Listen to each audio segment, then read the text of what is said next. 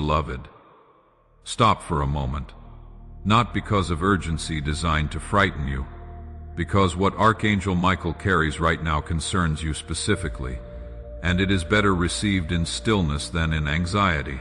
Someone has been speaking against your name, not a stranger, not someone passing through your life without weight, someone who had access to your table, someone who knew enough about you to know exactly where to aim, and they used that knowledge to build a story about you that is not true.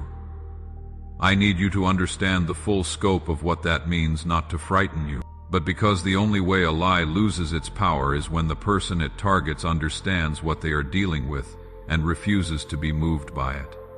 You are not being asked to panic, you are being asked to see clearly. Archangel Michael stands at the threshold of what was plotted against you, not with alarm, but with the quiet authority of one who has seen this kind of attack before and knows exactly how it ends. He has watched the story being written against your name. He has seen the hands that wrote it, and he has something to say about all of it. Stay with this until the end. Not because disaster follows if you leave, but because what is about to be revealed is going to require your full attention to fully receive. If something in your spirit already registered as true, when I said someone close to you has been speaking against your name, hold on to that recognition. We will return to it. Before I say anything else, I want to acknowledge something. You felt this before today, not as clear knowledge, more like a weight that arrived without explanation. A tension in your chest that you could not trace to a specific event. A shift in the atmosphere of a relationship you could not quite articulate, but could not ignore either. A season of unexplained heaviness that made you wonder if you were imagining things. You were not imagining things. What you were sensing was the spiritual disturbance created when someone plants deception in your direction. Lies do not move through the world silently. They disturb the air around the person they are aimed at. And a spirit that is awake, which yours is, registers that disturbance even without the full picture. Think back to when it started. There was likely a specific period when things began to feel slightly off. A conversation that ended with a quality of discomfort you could not name, a look that lasted a second too long, a warmth that seemed to cool in a way that had no visible cause. Those were not coincidences. Those were early warnings. Heaven does not leave its beloved without signals.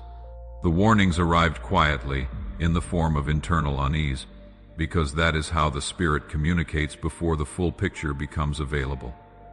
You noticed, and because you noticed, you are here now receiving the fuller picture at exactly the right moment. Let me tell you what Archangel Michael sees. The person behind this attack did not come from outside your life. That is the part that will hurt most when it fully settles. It always does when betrayal is the mechanism. The reason a false accusation carries the weight it does, the reason it lands so differently from ordinary conflict, is precisely because of how close the source is. This is someone who sat at your table, not metaphorically. Someone who ate with you, walked with you, listened to you speak about things you were not ready to share with the world. Someone you allowed into the circle of your life because they seemed safe, because their kindness seemed real, because the friendship seemed genuine, and underneath that friendship, something different was happening. Envy is a quiet thing. It does not usually announce itself. It does not arrive in a form that is easily recognized. It builds slowly, in the space between someone's life and yours, in the gap between what they want and what they see you carrying. For a long time it stays internal, but envy that has no outlet eventually needs to do something. It needs to act on itself, because the alternative is to let it consume the person it lives in. So they acted. They took what they knew about you, your vulnerabilities, your story, your name, and they shaped a narrative designed to pull you down to a level where the gap between your life and theirs felt smaller. They thought that if your name carried shame, they would not have to live so long in the shadow of your light. That is what envy does when it has been left too long. They thought no one saw them do it. That is the second mistake they made. The first was starting, because here is what they did not account for. They are not fighting you. They are fighting what is on you. And what is on you is not yours to defend, it is heaven's to protect. Archangel Michael has seen the paperwork. He has watched the story move from whisper to word to document. He knows the shape of what was built, and he stands between you and the consequence of their construction, not with his sword raised in aggression, but with his presence declared as a boundary. The lie does not get past here. Let me say something here that I want you to hold on to. The fact that this kind of attack was aimed at you is not evidence of your weakness. It is evidence of what you carry. People do not waste the energy of false accusation on someone who is not a threat to the darkness around them. Envy does not move against the ordinary. It moves against the luminous. The very fact that someone felt the need to construct a false story around your name is, in its own dark way, a testimony to the weight that heaven placed on your life. You were targeted because you were chosen. I need you to hold both of those truths at the same time. Yes, there is a real attack. Yes, it is serious. False accusation is not a small thing. It has the potential to alter the way others see you before the truth has had a chance to speak. You are right to take it seriously, but you are not right to let it become the loudest voice in your spirit, because the loudest voice in your spirit right now is not the lie. It is the same thing that made you a target in the first place, the weight of what heaven placed on your life before you had the vocabulary to name it. The calling that runs through your story whether you are aware of it or not. The assignment that no amount of human scheming can actually cancel. That is not poetry. That is the architecture of how the Spirit works. The chosen have always been targeted by false accusation, and the false accusation has never been the final word. There is a specific pattern that runs through the history of every person whose life has been touched by this kind of attack. And if you know the pattern, you will not be afraid of the moment you are in. The pattern is this: the instrument of the attack becomes the instrument of the elevation. It is not coincidence. It is the direct result of how truth operates in the presence of a lie. A lie is inherently unstable. It requires constant maintenance. The person who told it has to keep telling it, has to keep managing it, has to keep track of what they said to whom, and make sure the story stays consistent. And the longer they do that, the more the strain of it accumulates. Truth, by contrast, requires nothing from you. You do not have to maintain it. You do not have to protect it. You do not have to track it. Truth is stable by nature, and over time, the instability of the lie begins to become visible first to the most perceptive people around it, then to a wider circle, then to everyone. The person who accused you thought their lie would bind you. What it actually does is build a record against them. Every day they maintain the false story. They are adding to a documentation that heaven has been keeping, and that the natural world will eventually surface. You will not have to fight for your vindication with your hands. What you have to do is refuse to collapse under the weight of what was said. Refuse to take on the shame of a crime that is not yours. Refuse to speak and live as though the lie is true. Because the moment you begin to act from the false identity they placed on you, you give it power it would not have had on its own. Your job is to stay exactly who you are, not defensively, not performing innocence for an audience. Just continuing to be the person you have always been, the one who chose openness when it was costly, the one who showed up in the ordinary moments with real character, the one who kept going when keeping going had no obvious reward. That is the posture of someone who knows their name is clean, and when the truth surfaces, and it will surface, it will not arrive quietly. When a lie of this nature collapses, it collapses loudly. The people who heard the false story will also hear the truth, and they will not forget that you carried the accusation with dignity instead of desperation. Your name will not just be cleared, it will be honored. What was designed to reduce you will instead reveal you. That is not a promise I am making from sentiment. That is the pattern, repeated throughout the history of every person who was chosen enough to be falsely targeted, and patient enough to let heaven handle it. You need to understand that you are not the first. Joseph's brothers sold him into slavery and lied to their father about what happened. Then, in Egypt, Potiphar's wife made a false accusation that sent him to prison for a crime he never committed. He did not fight it. He did not campaign for his own vindication. He stayed in the prison and kept his character intact.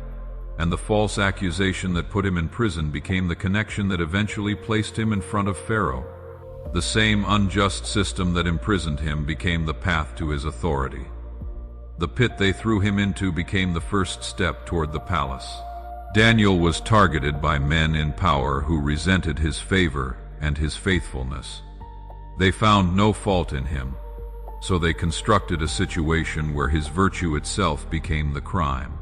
They threw him to the lions not for what he did wrong, but for what he did right. He was sealed in the den and came out untouched. His accusers were not so fortunate, and Jesus falsely accused, falsely convicted, publicly shamed, and executed for a story that had no truth in it. The entire machinery of religious and political power was turned against one name. 3 days later, that name was the only one that mattered. False accusation has always chased the chosen. It has never had the final word. This is not a comfort phrase. It is a structural observation about how the Spirit operates. When a life carries genuine assignment, it becomes a target for the kind of opposition that cannot defeat it through fair means. So the attack comes through falsehood, through reputation, through the slow poison of a story spread without the person's knowledge. And every time without exception the truth has outlasted the lie, you are in that lineage. Not because you are without flaw, not because you have done everything right, but because the same pattern that ran through Joseph and Daniel and Jesus is running through your story. You are being tried by false accusation, not because you are failing, but because you are being prepared. The prison was not the end of Joseph's story. The den was not the end of Daniel's story. The cross was not the end of the story that changed the world. And this moment, as painful as it is, as real as the threat is not the end of yours. Archangel Michael does not pace anxiously on your behalf. That is worth saying plainly, because the tone of urgency can sometimes communicate a heaven that is worried, a divine realm scrambling to catch up to the enemy's plans. That is not the picture. What Archangel Michael carries in this moment is not alarm. It is authority. He stands between the lie and its intended consequence with the certainty of someone who has seen how this ends, not because he is being casual about the seriousness of what was plotted against you. He is not. But because seriousness and certainty are not opposites. He can take the threat fully seriously while being completely certain that it will not succeed. The papers that were written against your name, he has seen them. The signatures that were placed on a story that does not belong to you, he has seen them. The hands that built the trap, he has seen them. And he says, none of it stands, not because you were perfect, not because you have lived without mistakes, but because the lie was built on envy, and envy does not hold. Because the accusation was constructed from fear, and fear-based structures collapse under the weight of time. Because heaven has a different record of who you are, and heaven's record is not subject to revision by someone whose primary motivation was to protect their own wounded pride. What Archangel Michael asks of you in this moment is not performance. He is not asking you to pray loudly, to declare your innocence in public, to campaign for vindication among the people who heard the story. That is not the posture. That is the posture of someone who believes they have to fight for their own name. Your name is already defended. What he asks of you is simpler and harder than a declaration. He asks you to remain steady, to continue being exactly who you have been in the moments that no one witnessed, choosing honesty, choosing openness, choosing the harder but more truthful version of yourself in the ordinary moments of your ordinary days. The character that the enemy tried to impersonate with a false story, just keep living it. That is what undoes the lie more completely than any argument, any defense, any counter-narrative you could construct. The truth of a life is told by the life, not by the person defending it before this moment ends. I want to leave you with something practical. The false accusation leveled against you is going to surface. Maybe not today, maybe not in the dramatic single moment of revelation you might be picturing. But the truth moves at its own pace, and it does not need your help to arrive. It will arrive. When it does, the posture you are in when it arrives matters. If you have spent the intervening time in anxiety, in defensive maneuvering, in trying to get ahead of the story, you will receive your vindication as a relief after a long, exhausting fight. Real, yes, but expensive. If you have spent the intervening time in the steadiness that Archangel Michael is calling you into, continuing to live from your actual character, refusing to let the lie distort how you see yourself, staying present in the ordinary moments where real character is built and revealed, you will receive your vindication as a confirmation of something you already knew. You will not be surprised, you will simply be seen. And there is a profound difference between relief and confirmation. Relief ends the suffering. Confirmation deepens the foundation. One leaves you grateful the ordeal is over.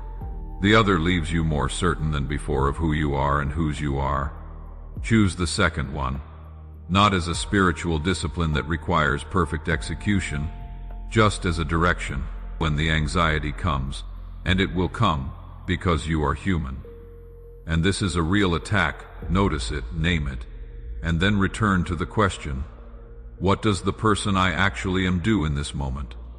That person answers honestly. That person treats the people around them with the same quality of care they had before the accusation, not the guarded version. That person does not rehearse their defense in their head instead of being present in conversations that matter. That person trusts that what is true does not need to be performed. Walk as that person. Archangel Michael is not leaving. He stands at the threshold of this attack as a permanent witness to your name, not just for today, not just while the lie is active, but through the season of exposure and beyond, into what comes next. Because what comes next is not just vindication, it is the elevation that has been delayed by the trap they set. And now, because the trap will be exposed, the path it was meant to block becomes clear. The pit becomes the path to the palace. That is not a metaphor, that is the pattern. Your vindication is coming, not as wishful thinking. As structural reality, the lie has a shelf life, and you are outlasting it. Stay in your character. Stay in your truth. Stay in the awareness that what heaven writes about a life is not subject to revision by someone who tried to rewrite it out of envy. You were not built for chains, and chains built of lies do not hold the kind of spirit that was placed in you. Go now steadily, clearly in the full weight of what is true about you. And when someone close to you crosses your mind as you leave this moment, someone who is carrying a weight that feels similar to what you have been living through, share this with them. Not because sharing activates a formula, because that person may be one conversation away from remembering who they actually are.